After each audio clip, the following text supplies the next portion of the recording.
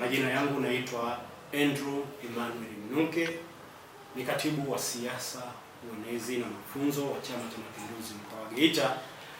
Nimewaita leo hii ili niweze kuwashirikisha mambo ambayo Chama cha Mapinduzi kimefanya, lakini tu kuwajuza kwamba jana halmashauri kuu ya CCM mkoa wa Geita chini ya mwenyekiti wake ndugu Nicholas Nabayuka Sendamira Nick Kiriketi, ambayo ilikuwa ni tarehe 6 ya mwezi wa 3 mwaka 2026, pamoja na mambo mengine,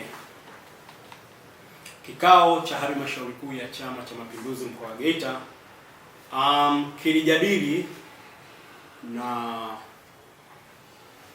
kufuatilia tuhuma dhidi ya diwani wa kata ya Bongela kule wilayani Chato, ambaye pia ndiye mwenyekiti wa halmashauri ya wilaya ya Chato, ndugu Bartholomeo Christian Manunga.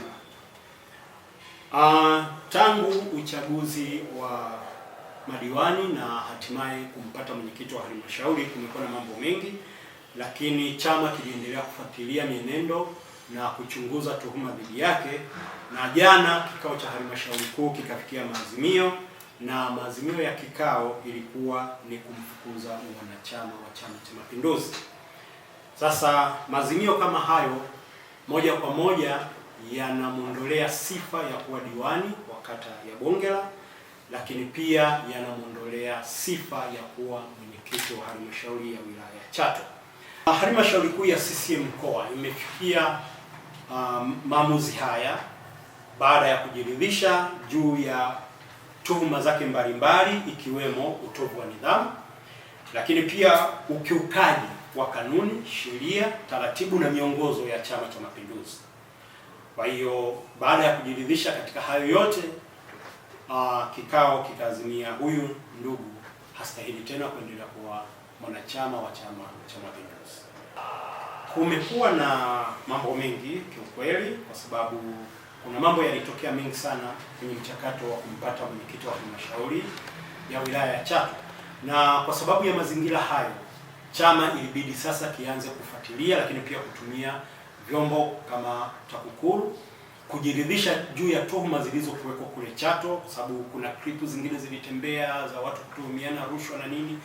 Unaona, kwa hiyo chama kikaendelea kufuatilia kwa taratibu sana kuhusu tuhuma hizo, lakini pia kama ambavyo umeuliza swali kwamba kuna mtu alishinda, lakini alikuwa ni diwani wa kata ya Muungano, na baadaye maelekezo yakatoka, kwa sababu kila hatua ilikuwa inaendelea.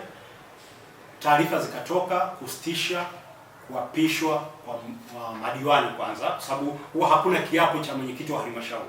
Anaapishwa kama diwani kama kawaida, lakini kwa sababu anakuwa ameshinda kwenye kura za mwenyekiti wa halmashauri, basi yeye anapata hiyo hadhi yake. Kwa hiyo baada ya taarifa hizo, walisimamisha zoezi la kumwapisha mwenyekiti wa halmashauri kwa maana ya madiwani wote, na baadaye maelekezo yakatoka kwamba ndugu Christian Manunga, huyu ndugu Bartholomeo Christian Manunga ndiye aende kama mwenyekiti wa halmashauri ya wilaya ya Chato.